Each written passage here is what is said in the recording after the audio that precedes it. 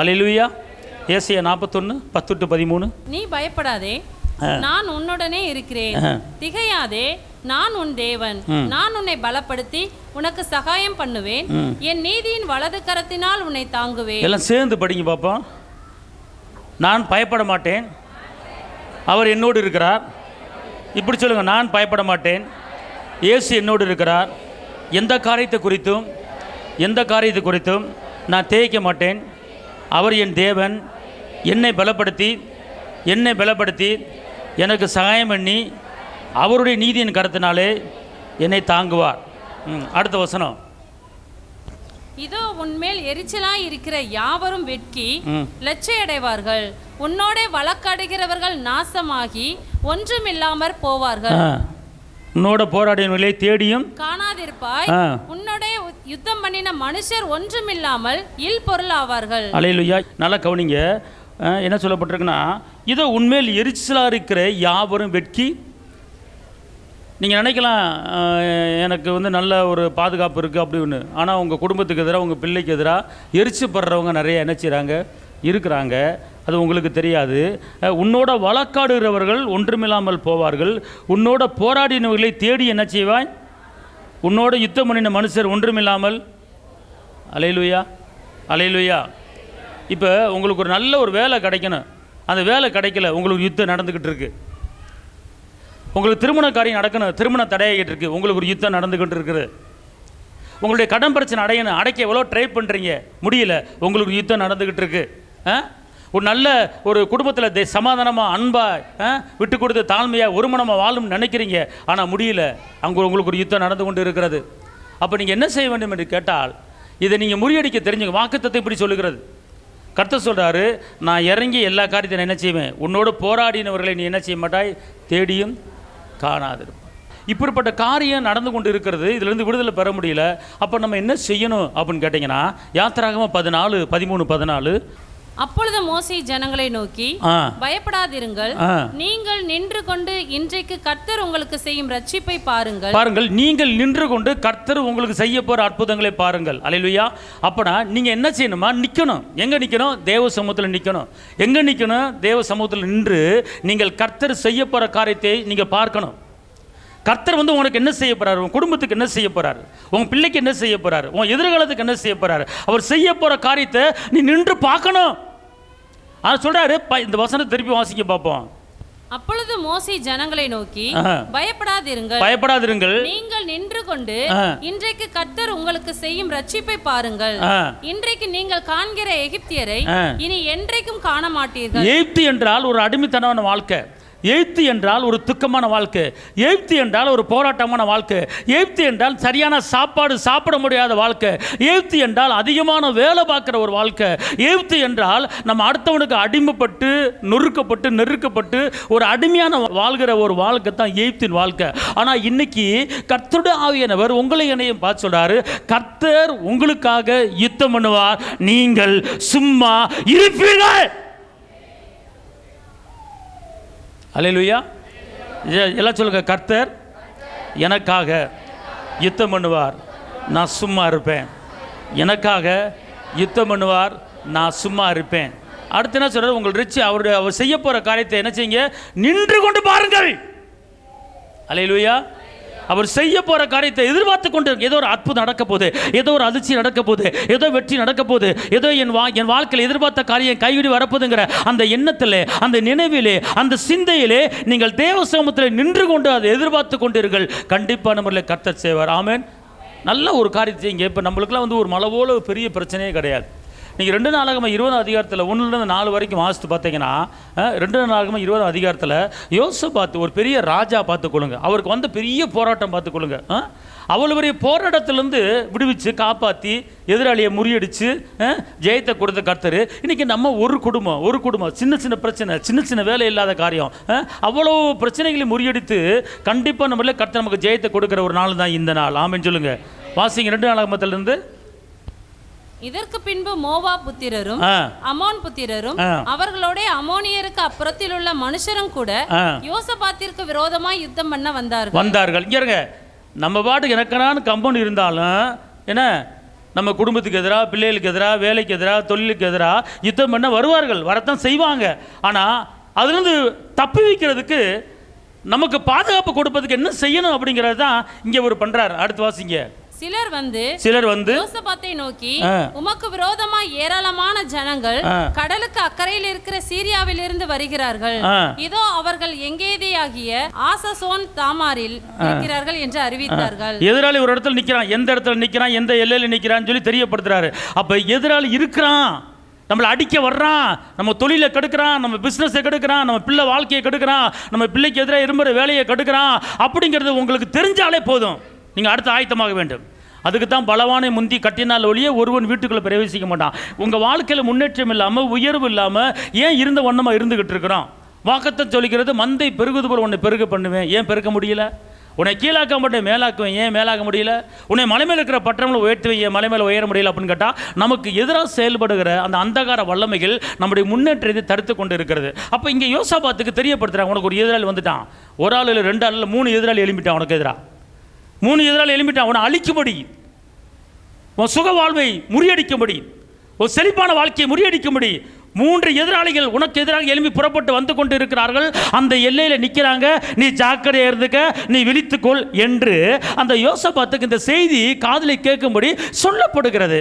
அப்படி சொன்னோன்னே நம்ம சாக போகிறோம், நம்ம ஊரை விட்டு ஓட போகிறோம், பக்கத்து நாட்டில் போய் எனக்கு உதவி செய்யுங்க, 3 படம் என்னை விரட்டி வருது, நீங்கள் வாங்க எனக்கு ஹெல்ப் பண்ணுங்க அப்படின்னு சொல்லி பக்கத்து நாட்டில் போய் பக்கத்தில் எனக்கு பல துருப்புகளை எனக்கு அனுப்புங்க, இராணுவத்தை அனுப்புங்க, எனக்கு பாதுகாப்பு கொடுங்க அப்படின்னு சொல்லி இந்த யோசபாத்து போவே இல்லை, கேட்கவே இல்லை. அவர் செய்த காரியம் என்ன என்று கேட்டால், இதே போல தான் உங்கள் வீட்டுக்கு எதிராக, உங்கள் குடும்பத்துக்கு, உங்களுடைய குடும்பத்துக்கு, பிள்ளைகளுக்கு எதிராக சில காரியங்கள், சில எதிர்ப்புகள், சில போராட்டங்கள், முன்னேற முடியாமல் தடுக்கிற எண்ணங்கள் வரலாம். ஆனால் வரும்போது என்ன செய்ய வேண்டும் என்று கேட்டால், அடுத்து வாசிங்க. அப்பொழுது யோசபாத் பயந்து கர்த்தரை தேடுகிறதற்கு ஒருமுகப்பட்டு யூதாவெங்கும் உபவாசத்தை கூறுவித்தான். என்ன நடந்துச்சு இங்க இருங்க? உங்கள் வாழ்க்கையில் முன்னேற முடியாமல் ஒரு தடை இருக்குன்னு தெரியுதுல, அப்போ அதை முறியடிக்க என்ன செய்யணும் அப்படின்னா, அவர் குடும்பத்தில் இருக்கிற எல்லாத்தையும், அந்த நாட்டில் இருக்கிற எல்லாத்தையும் ஒருமித்து, எப்படி போட்டிருக்கு? கர்த்தரை தேடுகிறதற்கு ஒருமுகப்பட்டு. கர்த்தரை தேடுவதற்கு ஒரு மனம். நல்லா தெரிஞ்சு கொள்ளுங்க, ஒரு பிரச்சனையை முறியடிக்கிறதுக்கு, ஒரு போராட்டத்தை முறியடிக்கிறதுக்கு, ஒரு தோல்வியை ஜெயமாக மாற்றுறதுக்கு நீங்கள் என்ன செய்யணும்? கர்த்தரை தேடணும். எப்படி தேடணும் என்று கேட்டால், ஒரு மனமாய் தேட வேண்டும். எப்படி தேடணும் சொல்லுங்கள், எப்படி தேடணுமா? இந்த வசனத்தை நல்லா புரியுங்கம்மா, வாசிங்க திருப்பி. அப்பொழுது யோசபாத் பயந்து கர்த்தரை தேடுகிறதற்கு ஒருமுகப்பட்டு யூதாவெங்கும் உபவாசத்தை. அப்ப என்ன செய்யணும் கேட்டீங்கன்னா, எல்லாத்தையும் கூப்பிட்டு எல்லாரும் ஒரே மனமா இந்த பிரச்சனையிலிருந்து தப்பி வைக்கணும், இந்த கட்டிலிருந்து தப்பி வைக்கணும், இந்த நெருக்கிலிருந்து தப்பி வைக்கணும் அப்படின்னு சொல்லி எல்லாரும் ஒரு மனமாக செயல்பட்டார்கள். 2 நாளாகமாக 20-22 படித்து பார்த்தீங்கன்னா, எதிராளிகள் வெட்டுண்டு விழுந்தார்கள் என்று சொல்லப்பட்டிருக்கு. எதிராளிகள் வெட்டுண்டு விழுந்தார்கள் என்று சொல்லப்பட்டிருக்கிறது. அன்பார்ந்தவர்களே, இன்னைக்கு நமக்கு எதிராக செயல்படுகிற பொறாமாவிகள், வன்கண்கள், வஞ்சிக்கிற ஆவிகள், தருத்தரத்தின் ஆவிகள் எல்லாம் கீழே விழும்படியான கர்த்தர் ஒரு பெரிய மாற்றத்தை என்ன செய்ய போகிறார். ஆமென் சொல்லுங்கள். அல்லேலூயா. அப்போ இந்த யோசபாத் என்ன பண்ணாருன்னு கேட்டிங்கன்னா, அவர்கள் ஒருமித்து தரித்து நின்றார்கள், கத்தினார்கள். இவர்களோடு எதிர்த்து நிற்க எனக்கு பலன் இல்லை, அவரோடு போராட எனக்கு பலன் இல்லை அப்படின்னு சொல்லி கேட்குறாரு ஜெபத்தில். இப்போ இன்றைக்கி உன் எதிராளியோட சண்டை போட முடியல, உன் தோத்து போன வாழ்க்கையை ஜெயமாக மாற்றலை, உனக்கு எதிராக வேட்டு வச்சுக்கிட்டே இருக்கிறான், உனக்கு எதிராக கசப்பு அனுப்பிட்டே இருக்கிறான், உனக்கு எதிராக முறுமுறுப்பு அனுப்பிக்கிட்டே இருக்கிறான், உனக்கு எதிராக குற்றங்களை அனுப்பி கொண்டிருக்கிறான். அப்போ நீங்கள் என்ன செய்யணும்? அந்த காரியங்களை. அப்போ யோசபாத் எப்படி ஜெபிக்கிற பாருங்க, எனக்கு வாசிங்க அதை. அவர்களோடு போராட எங்கள் தேவனே, அவர்களை நீர் நியாயம் தீர்க்க மாட்டீரோ? எங்களுக்கு விரோதமாக வந்த இந்த ஏராளமான கூட்டத்திற்கு முன்பாக நிற்க எங்களுக்கு பலன் இல்லை. நாங்கள் செய்ய வேண்டியது இன்னதென்று எங்களுக்கு தெரியும். இது ஒரு ஜெபம். இது யோசபாத் தேவன்கிட்ட ஜெபிக்கிற ஒரு ஜெபம். எப்படி சொல்றாரு? தேவனே, அவர்களுக்கு நீ நியாயம் தீர்க்க மாட்டீரா? நான் யார் குடியும் கெடுக்கல, யார் பொல்லாப்புக்கு போல, நான் உண்டு என் வேலை உண்டு இருக்கிறேன். ஆனால் எனக்கு எதிராக எழும்பி வருகிறானே, எனக்கு எதிராக அப்படி போராடுறானே, இவர்களை நீ நியாயம் தீர்க்க மாட்டீரா அப்படின்னு கேட்கிறார். இதே வார்த்தையை உங்கள் வாழ்க்கையில் முன்னேற முடியாமல் தடுக்கிற அந்தகார வல்லமையை முறியடிக்க நீங்கள் கேட்கலாம்ல. தேவனே, எனக்கு நியாயம் தீர்க்க மாட்டீரா? எனக்கு நியாயம் தீர்க்க மாட்டீரா? ஏன் முன்னேற முடியல, ஏன் இந்த மாதிரி போராட்டம் அப்படின்னு சொல்லி இந்த யோசபாத் கேட்டது போல நீங்கள் கேட்கலாம். ஏன் எனக்கு இந்த திருமண தடை, ஏன் எனக்கு இந்த வேலை கிடைக்கல, ஏன் எனக்கு நிரந்தரமான வேலை இல்லை, ஏன் அப்படின்னு கேட்கும்போது தான் கர்த்தர் இறங்கி பேசுகிறார். பார்த்துக்கொள்ளுங்க, இந்த யுத்தம் என்னுடையது, நீ சும்மாரு அப்படிங்கிறாரு. அவர் துதியை அனுப்புகிறார், துதிக்கிற முன்னாடி அனுப்புகிறாரு. நடக்கிற காரியம் எதிராளிகள் கீழே விழுந்தார்கள். அன்பார்ந்தவளே, நம்ம தேவ சமூகத்தில் விழுந்து கொண்டு, தேவ சமூகத்தில் நின்று கொண்டு நாம் கூப்பாடு போட்டு கத்தும் போது நம்முடைய ஜெபத்தை அவர் கேட்கிற தேவனாக இருக்கிறார். கையை தட்டி அப்பாக்கு மகிமை செலுத்துங்க. அல்லேலூயா. சங்கீதம் 34:6-7 வாசிங்க. இந்த ஏழை கூப்பிட்டான், இந்த ஏழை கூப்பிட்டான், கர்த்தர் கேட்டு அவனை அவன் இடுக்கண்களுக்கு எல்லாம் நீங்களாக்கி ரட்சித்தார். அல்லேலூயா. அவர் சொல்ற ஜெபத்தை பார்த்தீங்களா? இந்த ஏழை கூப்பிட்டான், இந்த ஏழை கூப்பிட்டான். அடுத்து பாருங்க, கூப்பிட்ட உடனே பதில் எப்படி வருதுமா? அவர் என்ன செய்றார்? தூதன் அனுப்புறார். அடுத்த வசனம், கர்த்தருடைய தூதன் அவருக்கு பயந்தவர்களை, கர்த்தருக்கு தூதன் அவருக்கு பயந்தவர்களை சூழ பாளையம் இறங்கி அவர்களை என்ன செய்றாரு? விடுவிக்கிறார். அவர் ஜெபத்துக்கு பதில் வந்ததா வரலையா? தாவீது ஜெபிக்கிற ஜெபம் எப்படி ஜெபிக்கிறாரு? இந்த ஏழை கூப்பிட்டான், கர்த்தர் கேட்டு, எல்லாம் சொல்லுங்க. இந்த ஏழை கூப்பிடும்போது கர்த்தர் இறங்கி என் ஜெபத்தை கேட்டு எனக்கு இன்னைக்கு விடுதலை கொடுக்க போறார், ஜெயத்தை கொடுக்க போறார். ஹல்லேலூயா. பாருங்க, இப்போ அவர் கேட்டாரா கேட்கலையா? கேட்டாரா கேட்கலையா? தாவீது எப்படி கேட்டார்? எந்த வார்த்தை சொல்லி கேட்கிறாரு? எப்படி கேட்கிறாரு? எந்த சூழ்நிலையில் கேட்கிறார் அப்படின்னு பார்த்தீங்கன்னா, அவர் என்ன செய்றாரு? வந்து தேவனே, இந்த ஏழை கூப்பிட்டால், நல்லா வாசிங்கம்மா. இந்த ஏழை கூப்பிட்டான், கர்த்தர் கேட்டு அவனை அவன் இடுக்கண்களுக்கெல்லாம் நீங்களாக்கி ரட்சித்தார். இப்போ நீங்க கூப்பிடும் போது கர்த்தர் கேட்பாரா கேட்க மாட்டாரா? சொல்லுங்க. நான் கூப்பிட்டா கேட்பாரு. என் பிள்ளைக்காக கூப்பிடுவேன், என் எதிர்காலத்துக்காக கூப்பிடுவேன், என் வருமானத்துக்கு கூப்பிடுவேன், நான் வீடு கட்டுறதுக்கு கூப்பிடுவேன், திருமண காரியங்களுக்கு கூப்பிடுவேன்.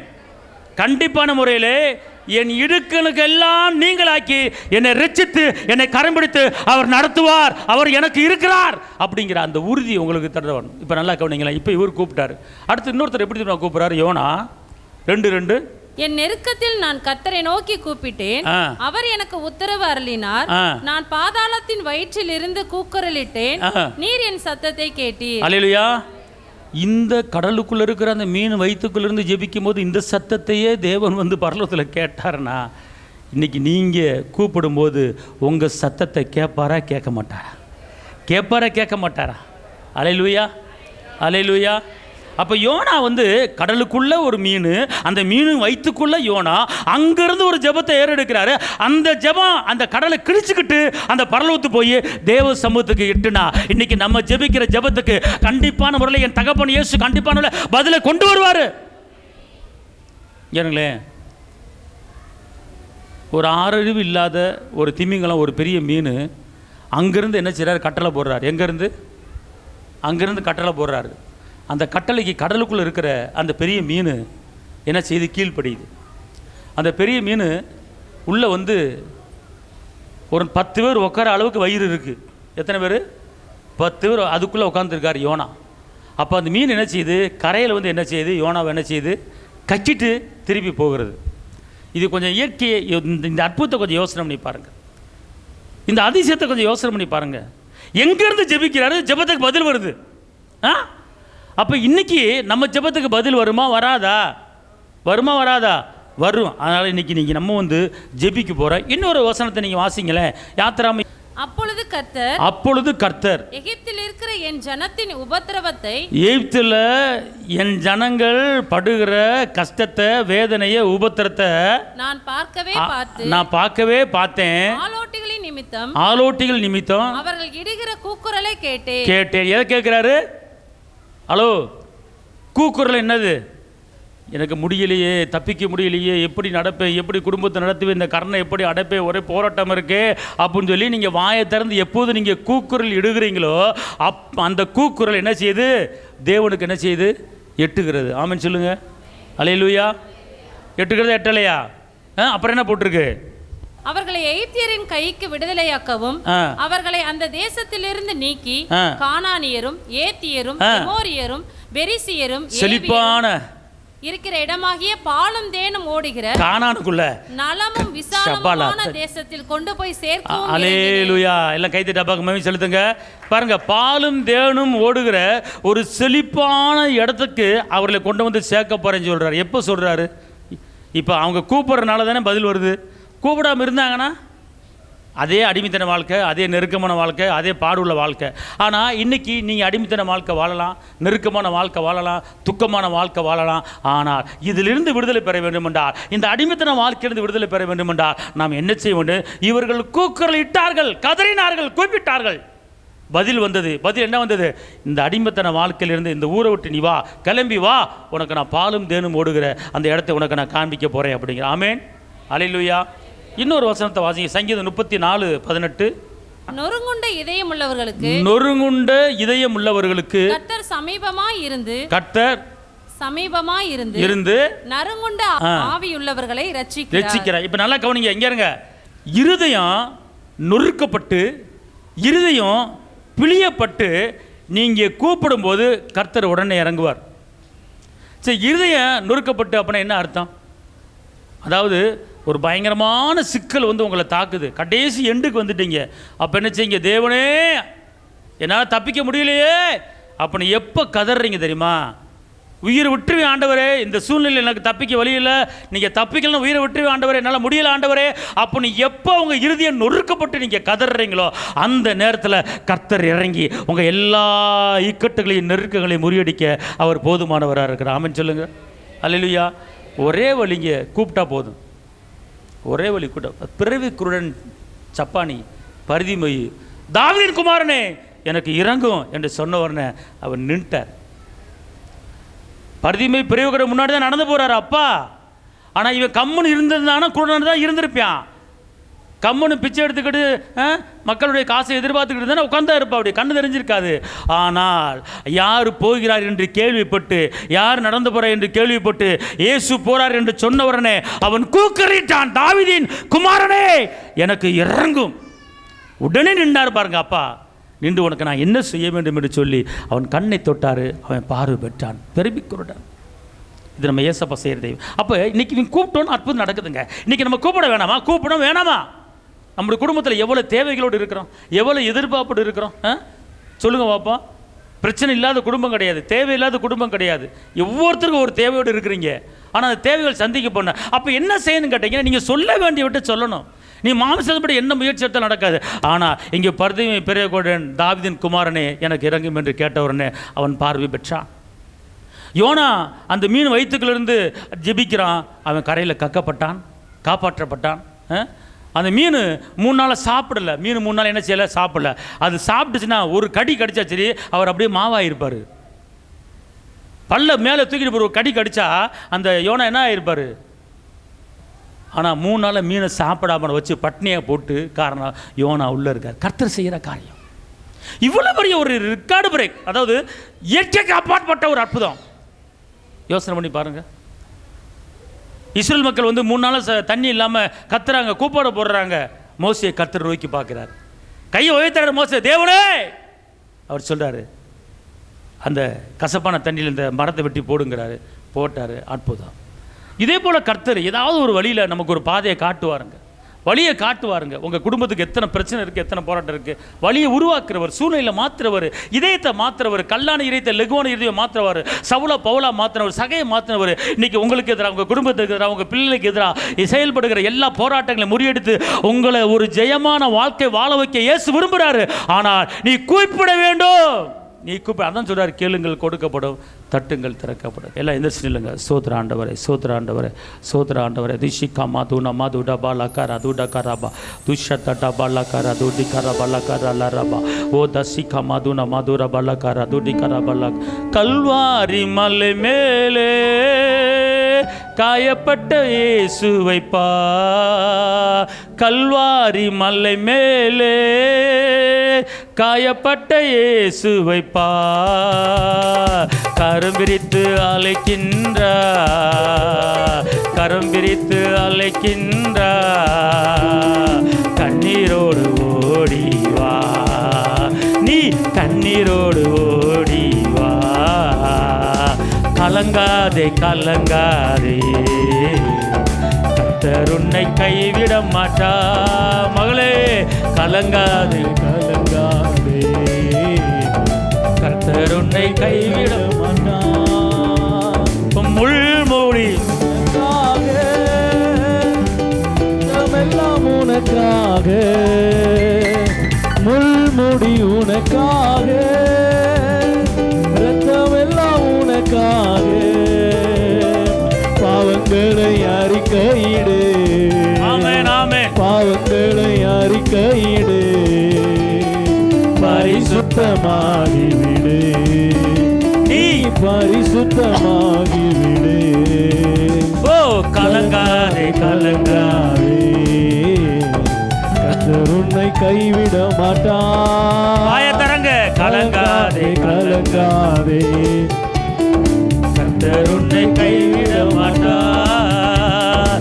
காலமெல்லாம் உடனிருந்து கரம் பிடித்து நடத்தி செல்வார். காலமெல்லாம் உடனிருந்து கரம் பிடித்து நடத்தி செல்வார். கண்ணீரெல்லாம் துடைப்பார், ஆமென். கண்ணீரெல்லாம் துடைப்பார். கண்மணி போல் காத்திடுவார், உன்னை கண்மணி போல் காத்திடுவார். சொல்லுங்க கலங்காதே கலங்காதே, ஆமென் ஆமென். கர்த்தர் உன்னை கைவிட மாட்டார். ஆமென் ஆமென். கலங்காதே கலங்காதே, கர்த்தர் உன்னை கைவிட மாட்டார். உலகத்தின் வெளிச்சம் நீ, எழுந்து ஒளி வீசு. மகளே உலகத்தின் வெளிச்சம் நீ, எழுந்து ஒளி வீசு. எழுந்து ஒளி வீசு. மலை மேல் உள்ள பட்டணம், மகளே மலை மேல் உள்ள பட்டணம் மறைவாக இருக்காதே, நீ மறைவாக இருக்காதே. ஆமே கலங்காதே கலங்காதே, கர்த்தர் உன்னை கைவிட மாட்டார். தகப்பனை இயேசுவே நன்றியோடு துதிக்கிறேன், ஸ்தோத்திரிக்கிறேன். ஆண்டவர் வந்திருக்கிற ஒவ்வொரு தேவ பிள்ளைகளையும் நீங்கள் ஆஸ்வதிங்க. இவர்கள் வாழ்ந்திருக்கும்படி, உயர்ந்திருக்கும்படி, செழித்திருக்கும்படி, பெருகும்படி எல்லா தேவைகளை சந்தித்து ஆஸ்வதித்து பெருக பண்ணுங்க. கிருபை கூட இருக்கட்டும். இயேசுவின் நாமத்தில் பிதாவே, ஆமென்.